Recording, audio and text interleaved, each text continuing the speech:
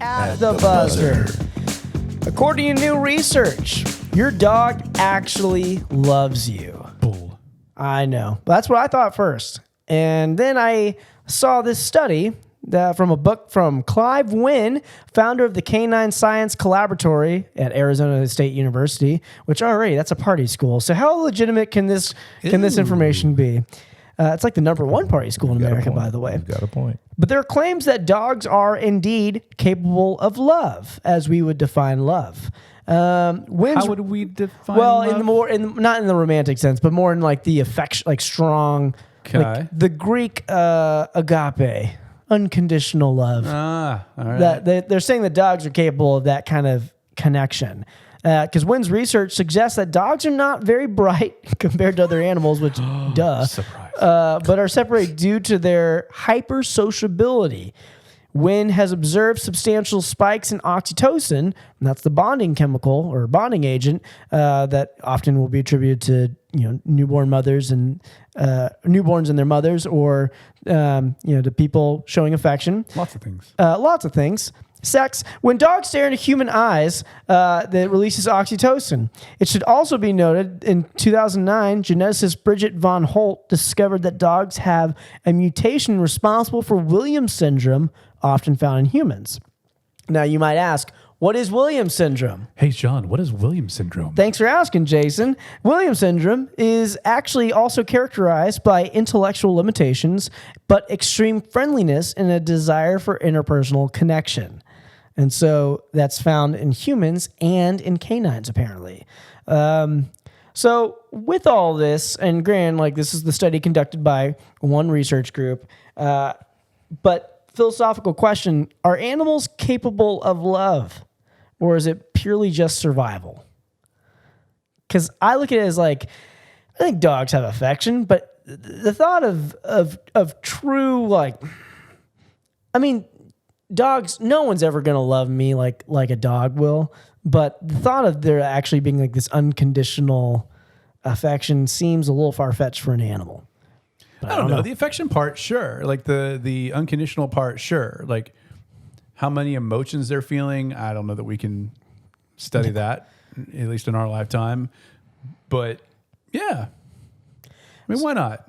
So Jason is also, for those who don't know, he is Brene Brown Dare to Lead certified. And so, but I'm also a cat guy. He's also a cat guy. And a Batman.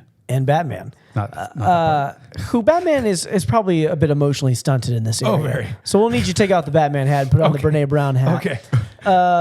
So in terms of love, the humans have a complex amount of emotion, right? It's not just for me, I always thought I was either hungry or happy, but apparently there's more than that. Happy and mad. Those are the only two emotions. Hangry. But do you think animals are capable of nuance and emotion, or is it just more cut and dry? Pretty cut and dry. And I'll tell you this too. We will lose half of your listeners if we do say that dogs don't love their owners. So dogs love you.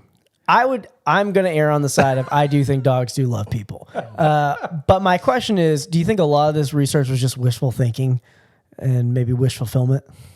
I don't think so. But you have to define love, right? Ooh. That's the tricky part. Yeah. There's all kinds of different love. Wasn't there a commercial about that during the Super Bowl? Yeah, the Super Bowl. They talk about agape and phileo and a couple of the other Greek definitions of love. Y'all, this is actually our segue into the sports section. That's what this is. That's right. We're about to talk about LeBron, the Lakers. But no, that is the tricky thing about love, though, is because the English language does not encapsulate the gamut of the range of love, as evidenced by the Greek, has several words for it that parse it out. There's the brotherly love, there's the familial love, there's the emotional, romantic love, there's the unconditional love. But for me, it's you can say in English, I love tacos and I love my mom, but clearly it's not the same thing because I love tacos way more. But I'm just kidding. I'm totally kidding. In Austin, Texas, y'all. Tacos are up there. There's a deep emotional connection to tacos. No, I love you, Mom. Obviously more than tacos. But that serves to the point, though. You don't want to ostracize your one listener, Sean. I know, right? We've literally offended everyone we can tonight. So Vince, softball, easy question here. What is love? Wow. Have fun with that one, Vince. I'm gonna pass. All right. Vince is using his one veto of the night. Pleading the fifth on that one. Yeah. Yeah, it's like a game show pass. That's we're, it. we're gonna pass. Pass. Yeah, we're not gonna play that one. If my whole family died, but my stupid cat was still left around, that cat would give 0 shirts who showed up next to feed her. Okay. True. Yeah, shirts. However, dogs for sure have a connection to their actual owners. I mean, even if it's as primal as this is the one who gives me the food. Yeah. I mean, there's something there. Totally. Absolutely, there's something there. And it's that socialism, right? They love people, most of them, and they certainly love their owners. Yeah, sociability, not socialism. No Bernie support. No free Bernie support on this show. Sociability. We keep getting political on this podcast. Who The knew? dogs have democratic sociability. Yeah. That's what they. That's Bernie's new platform. Wow, yeah, I totally did say socialism. That was awkward. Well, when you think about it, dogs kind of are socialists. They're like, whatever, it'll all work out in the end. Just give me my food. They do nothing 100%. to earn their food. So true. Or their housing. They live off the system. Absolutely. What a Those drain. mooches. Drain on the government's teat. At least they cuddle with you, though. Cats don't even do that sometimes. Cat's like, well, No. what do you want from me?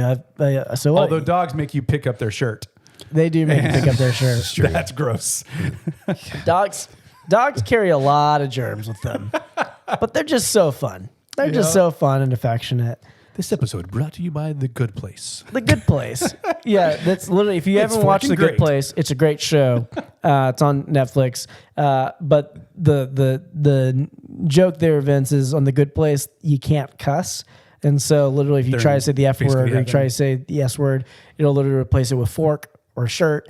And so there's just kind of a, like, no matter how hard they try. And that's kind of what the buzzer does, is it's, maybe this is the good place. See, I need that in like Maybe my this everyday is the life. Good Place.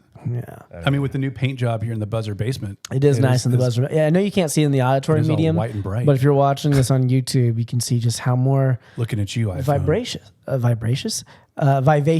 Is that a Golly, word? I'm so drunk right now. Who knew? Who That's knew? the best way to put it. That's the best way to put it. Or you can coin that, and that can go in the dictionary. Vibracious. Like bootylicious. That wasn't a word. Look at you. See, you just this is where your marketing acumen comes in what I'm saying, handy like, here, Vince. should just Vince roll Hollywood. with it. Yeah, you Vince Hollywood, Vibracious. Vibracious. That's going to be my first book, my first memoir, Vibracious, the Vince Hollywood story, aka the Sean Richards story. that's Making America vibracious again. Yeah, there we That's go. Vince Yeah. Hollywood's platform right there. Man, my I'll tell you campaign what, slogan, if Bernie or vibraciousness. Trump or Bloomberg or Elizabeth Warren or any of them said Vibracious, they might sway a lot of America right there. Because that's and a powerful I said it, slogan. we said it here, so you're gonna have to cut somebody a check in here. That's right. That's true. In no particular order, Bo, just go ahead and roll all the candidates' names and then see who cuts us a check. Yeah. Like Star Wars credit style. Though. Yeah, just exactly. Just like it's the crawler that just comes right down. Boom. Anyways, we've accomplished nothing on today's episode. That was And we set out to do that. exactly. We are literally the was brilliant. Seinfeld of podcasts. Boom. Yeah. Just coined a phrase or a new word. Vibracious. And we then decided the dogs are socialists. Yeah. dogs So are there's that. socialists. We're groundbreaking tonight. Dogs are socialists. Love is meaningless. Vibracious. We should have like an NBC, The More You Know. Dun dun dun. I don't think love is meaningless, Mom. I promise. But I don't know. Vibracious. All right. Let's close this thing out.